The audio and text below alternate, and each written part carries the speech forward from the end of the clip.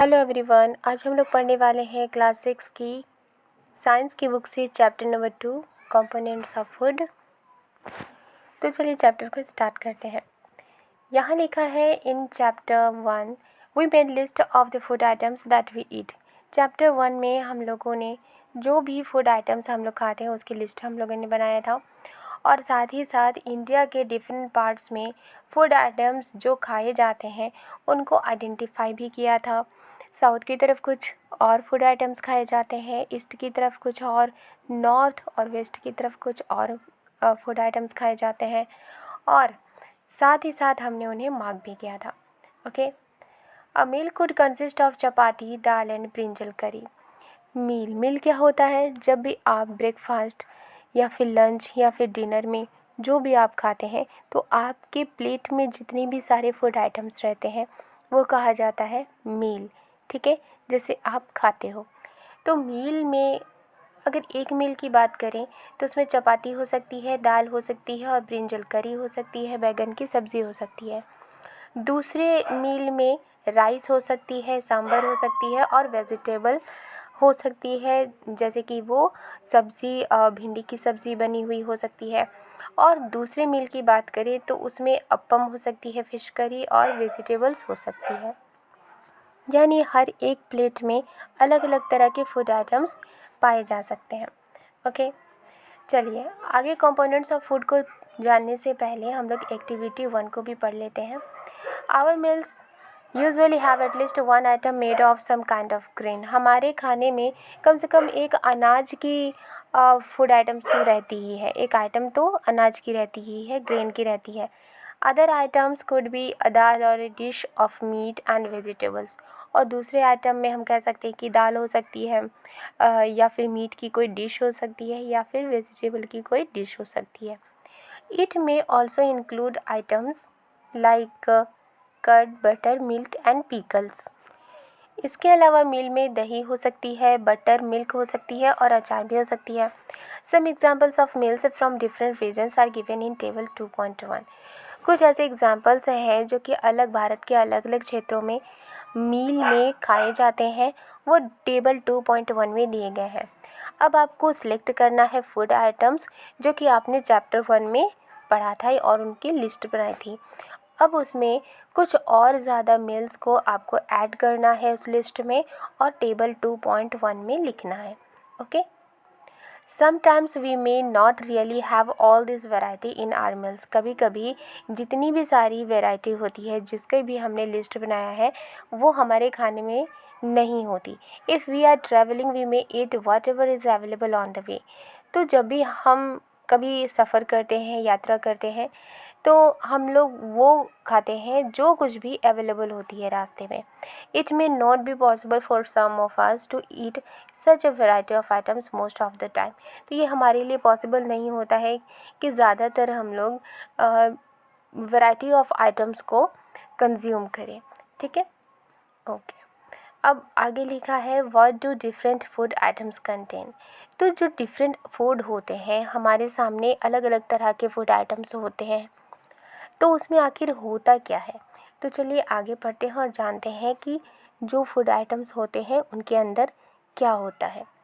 We know that each dish is usually made up of one or more ingredients. हम लोग जानते हैं कि जब भी कोई डिश बनती है ना तो वो एक या एक से ज़्यादा इंग्रेडिएंट्स से बनती है, which we get from plants और एनिमल्स। और ये इंग्रेडिएंट्स हमें या तो प्लांट से मिलती है या तो एनिमल से मिलती है।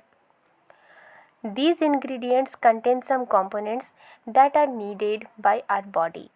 और ये जो ingredients होते हैं उनमें कुछ ऐसे components होते हैं जो हमारी बॉडी को जो हमारी बॉडी के लिए ज़रूरी होता है। These components are called nutrients। और यही components nutrients कहलाता है।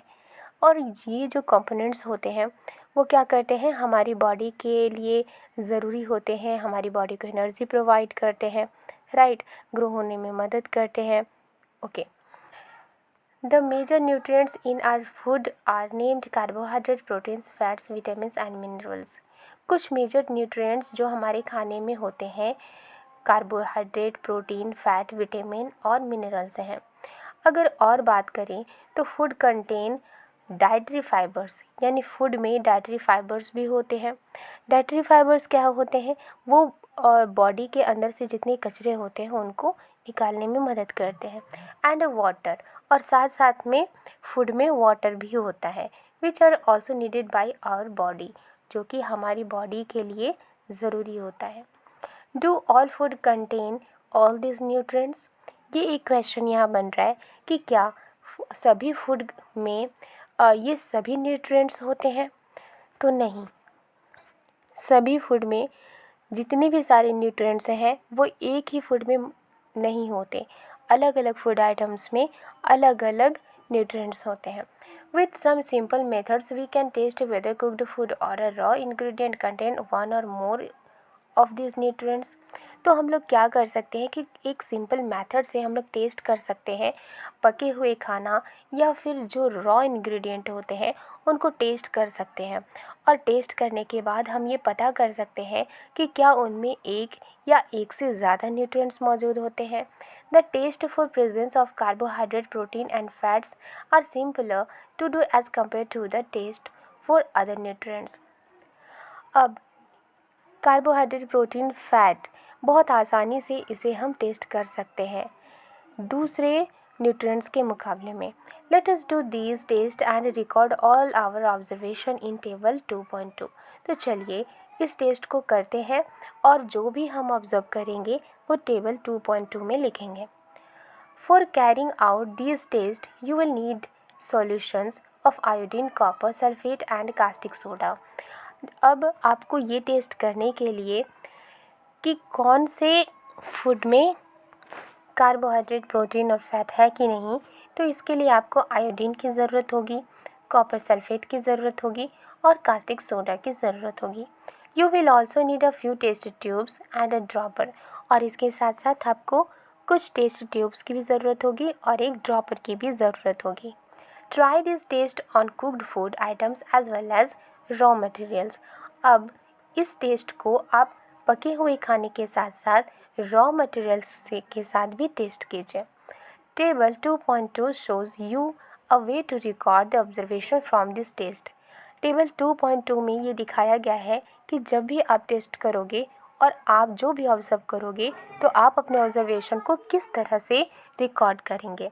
तो चलिए टेबल 2.2 को एक बार देख लेते हैं। यहाँ पर लिखा है table 2.2, nutrients present in some food items. ऊपर में आपको लिखना है और एक कॉलम में आपको फूड आइटम्स लिखना है जिस जिस फूड आइटम्स को आपने टेस्ट किया है, जैसे कि raw potato, milk, groundnut, uncooked powdered rice, cooked rice, dry coconut. अब अगर रॉ पोटैटो में स्टार्च है तो आप इसके कॉलम में यस लिखेंगे, अगर इसमें प्रोटीन है तो यस लिखिए, अगर नहीं है तो नो लिखिए, अगर इसमें फ़ैट है तो यस लिखिए और अगर नहीं है तो नो लिखिए। इस तरह से आपको टेबल 2.2 बनाना है। ओके ओके अब इस टेस्ट को करने के लिए आपको जिस जिस चीज़ की भी ज़रूरत है, अगर आपके पास अवेलेबल नहीं है तो आप अपने टीचर से कह सकते हैं। ठीक है, okay. Let us begin by testing different food items to see if they contain carbohydrate. तो सबसे पहले हम लोग क्या करेंगे, कार्बोहाइड्रेट को टेस्ट करेंगे कि वो किसी फूड आइटम में है कि नहीं है। There are many types of carbohydrates, बहुत तरह के कार्बोहाइड्रेट्स होते हैं। The main carbohydrates found in our food are in the form of starch and sugars. तो यहाँ लिखा क्या है कि जो मेन कार्बोहाइड्रेट है जो हमारे फूड में पाया जाता है वो किस फॉर्म में होता है, वो स्टार्च और शुगर के फॉर्म में होता है। We can easily test if a food item contains starch. हम लोग बहुत ईज़िली टेस्ट कर सकते हैं अगर उस फूड आइटम में स्टार्च है। तो चलिए एक्टिविटी 2 करते हैं और सबसे पहले देखेंगे कि स्टार्च किसी फूड आइटम में है कि नहीं और उसको किस तरह से टेस्ट करेंगे। Take a small quantity of a food item or a raw ingredient. आपको थोड़ी सी क्वांटिटी में फूड आइटम लेना है या फिर कच्चा इंग्रेडिएंट लेना है। Put 2 to 3 drops of dilute iodine solution on it. अब आपको 2 से 3 ड्रॉप्स डाइल्यूट आयोडीन सॉल्यूशन इसमें डालना है। जैसे कि फिगर 2.1 में दिखाया गया है। Observe if there is any change in the colour of the food item. अब ध्यान से देखिए और देखिए कि क्या फूड आइटम का कलर चेंज हुआ है। Did it turn blue black? क्या ये ब्लू ब्लैक कलर का हो गया है? A blue black colour indicates that it contain starch. अगर फूड आइटम का कलर ब्लू ब्लैक हो जाता है तो इसका मतलब ये है कि उसमें स्टार्च है। Repeat this test with other food items to find out which of this contain starch. अब आप अपने टेस्ट को रिपीट कीजिए दूसरे फूड आइटम्स के साथ और ये पता कीजिए कि क्या उनमें स्टार्च है। तो स्टार्च कैसे पता लगता है? अगर फूड आइटम का कलर ब्लू ब्लैक हो जाता है तो हम ये कहेंगे कि उसमें स्टार्च है। Enter all your observation in table 2.2। अब आप जितने भी सारे फूड आइटम के साथ टेस्ट करते हैं और ये ऑब्जर्व करते हैं कि उनमें स्टार्च है कि नहीं, तो उसे आप टेबल 2.2 में एंटर करना है। अब चलिए टेस्ट करते हैं प्रोटीन को। Take a small quantity of a food item for testing. थोड़ी सी क्वांटिटी में आपको फूड आइटम लेना है टेस्ट करने के लिए। If the food you want to taste is solid, you first need to make a paste of it और powder it। अगर आपने जो भी फूड लिया है अगर वो सॉलिड फॉर्म में है तो आपको सबसे पहले उसे पेस्ट बनाना है या फिर आपको उसे पाउडर के फॉर्म में बनाना है। Grind or mash a small quantity of the food item. आपको पीसना है या फिर मैश करना है थोड़ी सी क्वांटिटी में फूड आइटम को। Put some of this in a clean test tube. अब इसके बाद इन्हें किसी साफ टेस्ट ट्यूब में डालना है। And 10 drops of water to it. और साथ साथ में आपको 10 बूंद पानी के इसमें मिलाने हैं। And shake the test tube. और उसके बाद टेस्ट ट्यूब को शेक करना है। Now using a dropper add 2 drops of solution of copper sulphate and 10 drops of solution of caustic soda to the test tube. अब इसके बाद एक ड्रॉपर की मदद से टेस्ट ट्यूब में 2 ड्रॉप कॉपर सल्फेट की मिलानी है और 10 ड्रॉप कास्टिक सोडा के सॉल्यूशन को मिलाना है टेस्ट ट्यूब में। Shake well and let the test tube stand for a few minutes. अब उसे दोबारा से शेक करना है और फिर उसके बाद कुछ देर के लिए आपको इसी तरह से टेस्ट ट्यूब को छोड़ देना है। What do you see? फिर आप क्या देखते हैं? Did the contents of the test tube turn violet? क्या जो भी उसमें फूड आइटम है क्या उसका कलर वायलेट हो गया है? A violet colour indicates presence of proteins in the food item. Violet colour ये इंडिकेट करता है कि उस फूड आइटम में प्रोटीन है। Now you can repeat this test on other food items. और इसी तरह के टेस्ट को आप दूसरे फूड आइटम्स के साथ भी कर सकते हैं। अब हम लोग टेस्ट करेंगे फैट को। Take a small quantity of a food item, wrap it in a piece of paper and crush it. अब आपको थोड़ी सी क्वांटिटी में फूड आइटम लेना है, उसे रैप करना है किसी एक पेपर के पीस में और उसको क्रश करना है। Take care that the paper does not tear. और ये ध्यान रखिएगा कि पेपर फटे नहीं। Now straighten the paper and observe it carefully. अब पेपर को सीधा कीजिए और उस पेपर को ध्यान से देखिए। Does it have an oily patch? क्या उस पेपर में एक ऑयली पैच है? Hold the paper against light. अब लाइट के सामने पेपर को होल्ड कीजिए। Are you able to see the light faintly? जिस जगह पैच है वहाँ से क्या लाइट आपको नज़र आ रही है हल्की सी धुंधली? An oily patch on paper shows that the food item contains fat. Paper पर ऑयली पैच ये शो करता है कि फूड आइटम में फैट है। The food items may sometimes contain a little water. Food items में कभी कभी थोड़ा वाटर भी होता है। Therefore after you have rubbed an item on paper, let the paper dry for a while. इसलिए जब भी आप फूड आइटम पेपर पर रखते हैं और उसे रब करते हैं तो उसे कुछ देर के लिए सूखने के लिए रख दीजिए। If there were any water that may have come from food, it would dry up after some time. If no oily patch shows up after this, the food item does not contain any fat. अगर उस food item में water होगी तो वो सूख जाएगी और अगर उसमें वाटर नहीं है, ऑयली पैच होगी, तो ऑयली पैच ये शो करता है कि उस फूड आइटम में फैट है। What do these test show? तो जितने भी हमने टेस्ट किए वो हमें क्या दिखाता है? Are fats, proteins and starch present in all the food items that you tested? क्या फैट, प्रोटीन और स्टार्च सभी तरह के फूड आइटम में प्रेजेंट होते हैं? Does a food item contain more than one nutrient? क्या फूड आइटम में एक से ज़्यादा न्यूट्रिएंट होते हैं? Do you find any food item that does not contain any of this nutrients? क्या आपने कोई ऐसा फूड आइटम को चेक किया जिसमें ये सारे न्यूट्रिएंट्स नहीं होते? We tested food items for 3 nutrients. अभी तक हमने 3 न्यूट्रिएंट्स को टेस्ट किया है। पहला है कार्बोहाइड्रेट, प्रोटीन और फैट को। There are also other nutrients like vitamins and minerals that are present in different food items. और इसके अलावा कार्बोहाइड्रेट, प्रोटीन और फैट के अलावा दूसरे न्यूट्रिएंट्स होते हैं जैसे कि विटामिन्स हैं और मिनरल्स हैं जो कि अलग अलग तरह के फूड आइटम्स में प्रेजेंट होते हैं। Why do we need all this nutrients? ये सारे के सारे न्यूट्रिएंट्स हमें क्यों ज़रूरी होती है? तो ये भी एक क्वेश्चन है। तो इसका आंसर यही है कि ये जितने भी सारे न्यूट्रिएंट्स हैं उनका अलग अलग वर्क होता है और हमारे बॉडी को सारे न्यूट्रिएंट्स मदद करते हैं। What do various nutrients do for our body? तो तरह तरह के जो न्यूट्रिएंट्स हैं, अलग अलग तरह के जो न्यूट्रिएंट्स हैं वो हमारी बॉडी के लिए क्या करते हैं? तो carbohydrate mainly provide energy to our body. Carbohydrate हमारी बॉडी को एनर्जी प्रोवाइड करते हैं। Fats also give us energy.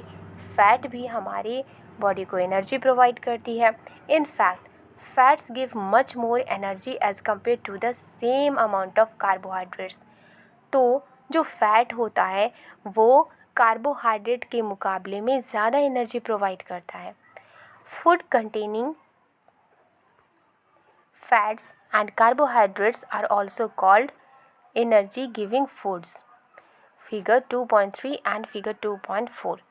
ऐसा खाना जिसमें फ़ैट होता है, कार्बोहाइड्रेट होता है, तो उसे एनर्जी गिविंग फूड कहा जाता है। क्यों? क्योंकि फ़ैट और कार्बोहाइड्रेट हमारी बॉडी को एनर्जी प्रोवाइड करते हैं।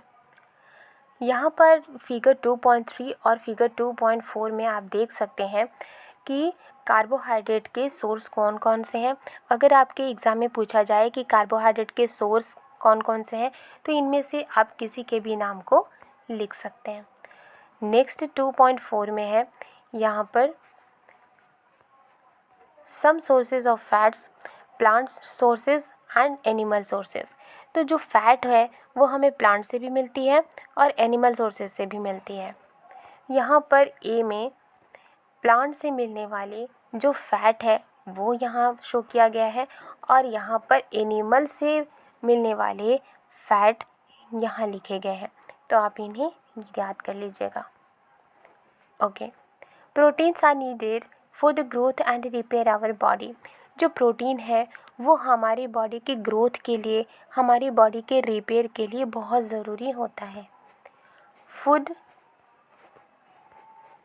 Proteins are often called body building foods.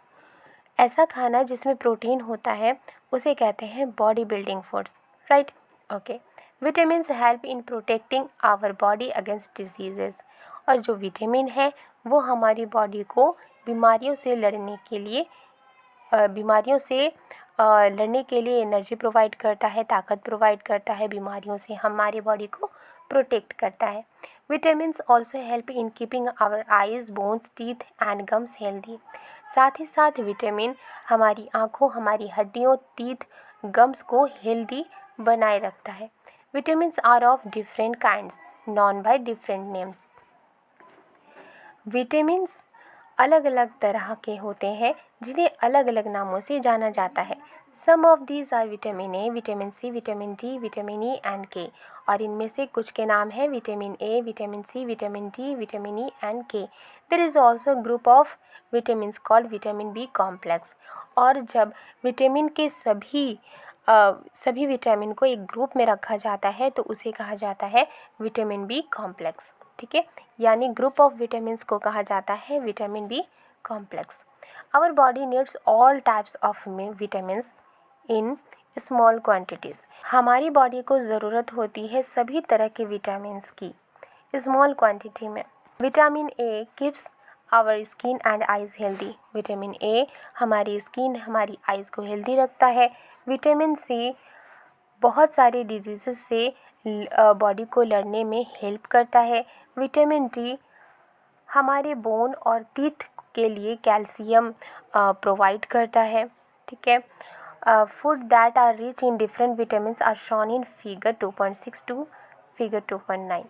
तो जो खाना है जिसमें अलग अलग तरह के विटामिन्स भरपूर मात्रा में होते हैं वो 2.6 से फिगर 2.9 में दिए गए हैं। Minerals are needed by our body in small amounts. Minerals हमारी बॉडी को स्मॉल अमाउंट्स में ज़रूरी होती है। Each one is essential for proper growth of body and to maintain good health. और हर एक हमारी बॉडी के प्रॉपर ग्रोथ के लिए और गुड हेल्थ को मेंटेन रखने के लिए ज़रूरी होता है। Some sources of different minerals are shown in figure 2.10। कुछ सोर्स हैं डिफरेंट मिनरल्स के जो कि फिगर 2.10 में दिए गए हैं। Most food items usually have more than one nutrients. तो ज़्यादातर फूड आइटम्स ऐसे होते हैं जिनमें एक नहीं बल्कि एक से ज़्यादा न्यूट्रिएंट्स पाए जाते हैं। You may have noticed this while recording your observation in table 2.2। आपने इसे नोटिस किया होगा जब आप ऑब्जर्वेशन को रिकॉर्ड कर रहे होंगे टेबल 2.2 में। However, in a given raw material one particular nutrients may be present in much larger quantity than in others। तो हालांकि जो रॉ मटेरियल होते हैं उनमें कोई एक पर्टिकुलर न्यूट्रिएंट्स दूसरे न्यूट्रिएंट्स के मुकाबले में ज़्यादा क्वांटिटी में होते हैं। जैसे कि for example rice has more carbohydrates than other nutrients. Rice में कार्बोहाइड्रेट ज़्यादा होती है दूसरे न्यूट्रिएंट्स के मुकाबले। Thus we say that rice is a carbohydrate rich source of food. इसलिए हम लोग कह सकते हैं कि जो राइस है वो कार्बोहाइड्रेट रिच है। ठीक है, ओके।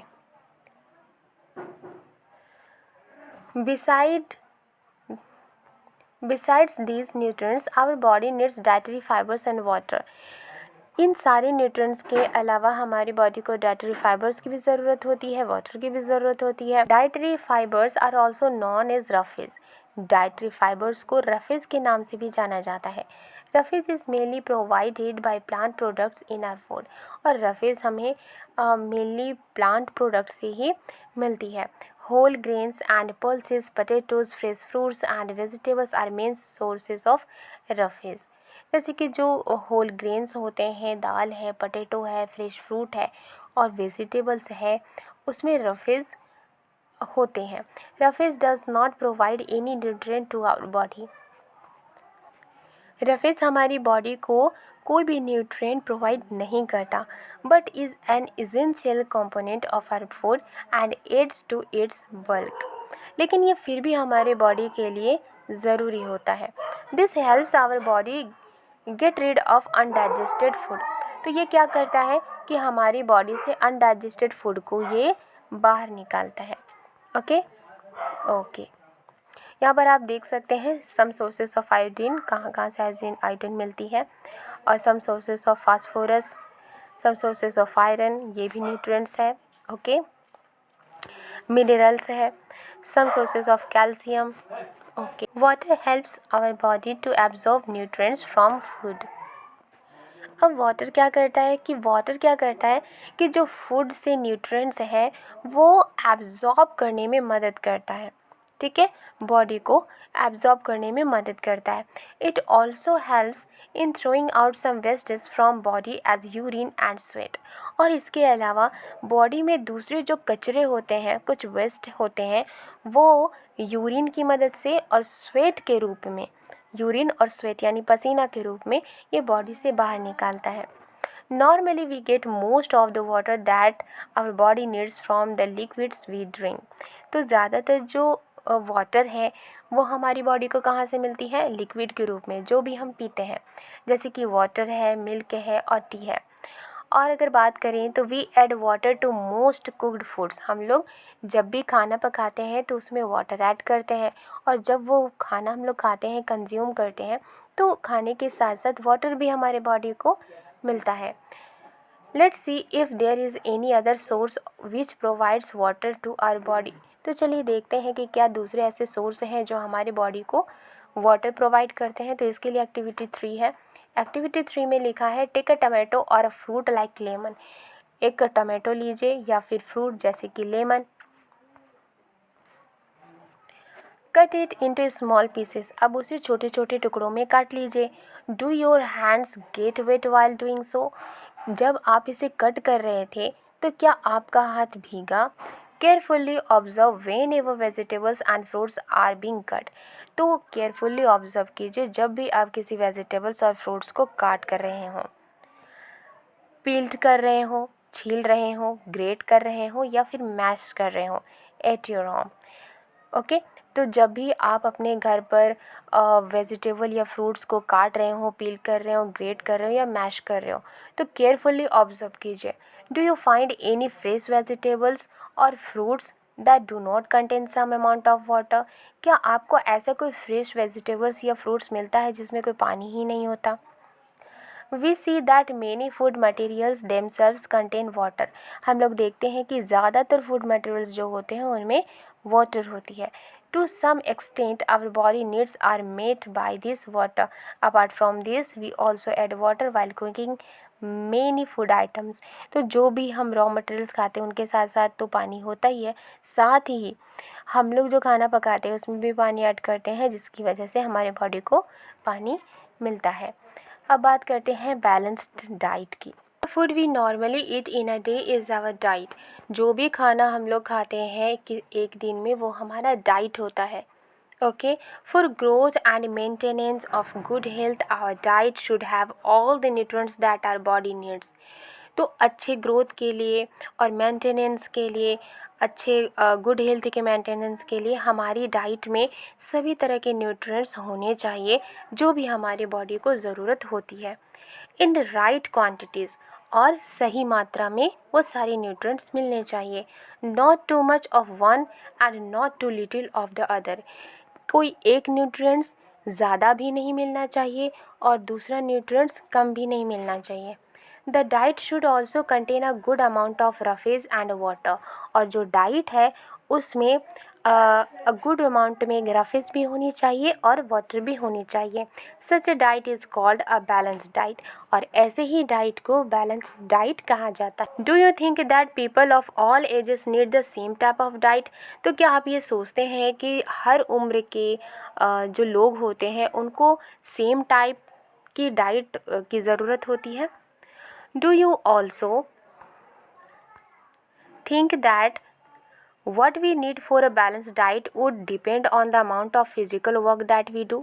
तो इसके अलावा क्या आप ये सोचते हैं कि जो भी हमारे बैलेंस डाइट के लिए हमारे लिए ज़रूरी होती है, तो क्या वो हमारे फिज़िकल वर्क के अमाउंट पर डिपेंड करती है जो भी हम लोग काम करते हैं? तो prepare a chart of whatever you eat over a period of a week. तो आप एक चार्ट प्रिपेयर करो जो भी आप एक सप्ताह के दौरान खाते हो। Check whether all the nutrients mentioned are present in one or the other food items being eaten within a day or so. तो चेक कीजिए क्या सभी न्यूट्रिएंट्स जो मेंशन किए गए हैं आपके फूड आइटम्स में है। Pulses, ground nuts, soybean, sprouted seeds, moong and Bengal gram, fermented foods, South Indian foods such as idlis, a combination of flours जैसे missi roti, thepla made from cereals and pulses, banana, spinach, sattu, jaggery, available vegetables and other such foods provide many nutrients. यहाँ पर लिखा गया है कि ये जितने भी सारे लिखे गए हैं नाम, तो वो हमें क्या करते हैं, बहुत सारे न्यूट्रिएंट्स मिलते हैं इनसे हमें। Therefore one can eat a balance diet without expensive food materials. इसलिए कोई भी बिना महंगे खाने से भी उन्हें बैलेंस डाइट मिल सकता है। Okay, eating the right kind of food is not enough. तो राइट काइंड ऑफ फूड खाना ये काफ़ी नहीं होता। It should also be cooked properly. इसे अच्छी तरह से पकाना भी ज़रूरी होता है, so that its nutrients are not lost, ताकि इसका जो न्यूट्रिएंट्स है वो लॉस्ट ना हो। Are you aware that some nutrients get lost in the process of cooking and preparations? क्या आपको पता है कि कुछ ऐसे न्यूट्रिएंट्स होते हैं जो खाना पकाने के दौरान या प्रिपरेशन के दौरान ही लॉस्ट हो जाते हैं? If the vegetables and fruits are washed after cutting or peeling them, it may result in the loss of some vitamins. तो अगर कोई वेजिटेबल्स या फ्रूट्स धोया जाता है और धोने के बाद उसको काटा जाता है, पील किया जाता है, तो इसके ज़्यादातर परिणाम क्या होते हैं कि इसमें जो भी विटामिन्स होते हैं वो लॉस हो जाते हैं। The skins of many vegetables and fruits contain vitamins and minerals. बहुत सारे वेजिटेबल्स और फ्रूट्स के जो छिलके होते हैं उनमें विटामिन होते हैं, मिनरल्स होते हैं। Similarly repeated washing of rice and pulses may remove some vitamins and minerals present in them. और बार बार चावल को, दाल को धोना, इससे क्या होता है कि उनमें जो मौजूद विटामिन होते हैं और मिनरल्स होते हैं वो भी लॉस हो जाते हैं। We all know that cooking improves the taste of food and makes it easier to digest. हम लोग सब जानते हैं कि जो खाना है वो पकने के बाद बहुत टेस्टी हो जाता है और साथ ही साथ ये आसानी से पच भी जाता है। At the same time cooking also result in the loss of certain nutrients. और उसी वक्त जो कुकिंग होता है उससे क्या होता है कि जब पकाया जाता है तो उसमें बहुत सारे न्यूट्रिएंट्स भी लॉस हो जाते हैं। Many useful proteins and considerable amounts of minerals are lost if excess water is used during cooking and is then thrown away.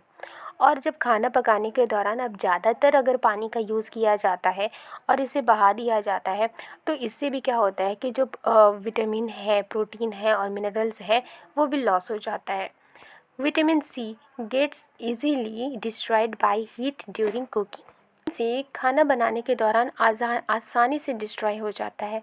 Would it not be sensible to include some fruits and raw vegetables in our diet? Bujo thought that fats would be the best foods to eat all the time.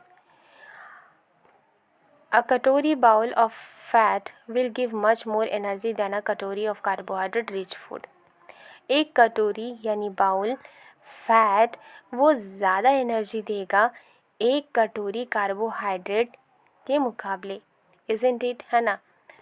So he ate nothing but food rich in fats. तो बुझो ने क्या सोचा कि बुझो ने सोचा कि फ़ैट को खाना बेस्ट होगा, ठीक है, तो इसलिए उसने क्या किया, फ़ैट ही खाया। तो fried food like samosa and पूरी यानी स्नैक्स, मलाई, रबड़ी एंड पेड़ा, उसने यही सब खाया। Do you think he was right? क्या आप सोचते हैं कि वो सही था? No, of course not. It can be very harmful for us to eat too much of fat-rich foods and we may end up suffering from a condition called obesity. तो ये बहुत हार्मफुल हो सकता है। एक ही तरह का जो फैट रिच फूड है खाना वो हार्मफुल हो सकता है और इससे ओबेसिटी से सफरिंग हो सकता है। Deficiency diseases. A person may be getting enough food to eat. एक पर्सन खाने के लिए इनफ फूड वो ले सकता है but sometimes the food may not contain a particular nutrients. लेकिन कभी कभी फूड में पर्टिकुलर न्यूट्रिएंट्स नहीं होता। If this continues over long period of time, अगर ये लंबे समय तक ऐसा होता है कि कोई भी एक न्यूट्रिएंट्स लंबे समय तक नहीं मिलता, द पर्सन में सफ़र फ्रॉम इट्स डेफिशिएंसी। तो उस पर वो पर्सन किससे सफ़र करेगा? डेफिशिएंसी से सफ़र करेगा। Deficiency of one or more nutrients can cause diseases or disorders in our body। और डेफिशिएंसी क्या है? इससे एक या एक से ज़्यादा न्यूट्रिएंट्स की कमी होने से क्या हो सकता है कि हमारी बॉडी में डिजीज़ हो सकती है या डिसऑर्डर हो सकती है।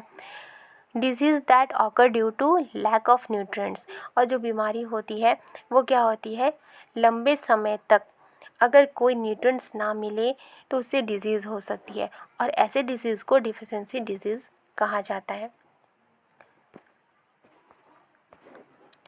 If a person does not get enough proteins in his or her food for a long time, he or she is likely to have stunted growth, swelling of face, discoloration of hair, skin diseases and diarrhea। अगर किसी person को enough protein उसके खाने में लंबे समय तक नहीं मिलता तो उसकी ग्रोथ रुक जाती है, जो फेस है वो स्वेलिंग हो जाती है, फेस में सूजन आती है, जो हेयर कलर है उसकी कलर चली जाती है, स्किन डिजीज़ होती है या फिर डायरिया हो सकती है। If the diet is deficient in both carbohydrates and proteins for a long period of time, the growth may stop completely. अगर डाइट में लंबे समय तक कार्बोहाइड्रेट और प्रोटीन नहीं मिले तो जो ग्रोथ है बॉडी की वो रुक सकती है। Such a person becomes very lean and thin and so weak, और ऐसा पर्सन बहुत ही ज़्यादा दुबला पतला और कमज़ोर लगने लगता है। That he or she may not even be able to move, और इससे क्या होगा कि वो इवन मूव भी नहीं कर सकता। Deficiency of different vitamins and minerals may also result in certain diseases or disorders. लंबे समय तक अगर विटामिन और मिनरल्स ना मिले तो इससे भी डिजीज़ या और डिसऑर्डर हो सकते हैं। Some of these are mentioned in table 2.3, तो इनमें से कुछ टेबल 2.3 में दिए गए हैं। All deficiency diseases can be prevented by taking a balanced diet. In this chapter, we asked ourselves the reason why widely varying food from different regions had a common distribution. तो इस तरह से हम यहाँ पर खुद से पूछ सकते हैं कि अलग अलग रीज़न में अलग अलग तरह के फूड क्यों होते हैं, और उनमें अलग अलग जो फूड होने के बाद उनका जो डिस्ट्रीब्यूशन है वो कॉमन क्यों होता है। This distribution we find ensures that our meals have a balance of the different nutrients needed by the body. इस डिस्ट्रीब्यूशन से हम ये पाते हैं कि हमारा मील ये इंश्योर करता है कि हमारे मील में बैलेंस डाइट होनी चाहिए और अलग अलग तरह के न्यूट्रिएंट्स भी होनी चाहिए जो भी हमारी बॉडी को ज़रूरत होती है। ओके, आई होप आपको ये वीडियो पसंद आई है। वीडियो पसंद आई तो लाइक एंड सब्सक्राइब करना मत भूलिएगा। मिलती हूँ नेक्स्ट चैप्टर के साथ नेक्स्ट वीडियो में। Thank you.